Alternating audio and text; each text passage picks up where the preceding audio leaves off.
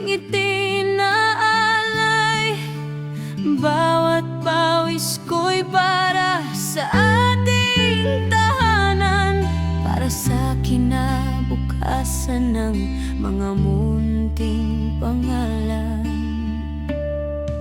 Sa bawat gabi, larawan niyo ang yakap, mga anak kong sabik sa aking paglingap.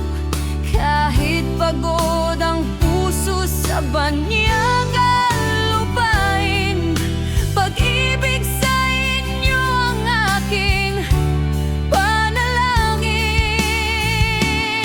Ngunit isang araw may balitang dumating, puso ko'y tila biglang pinaitim.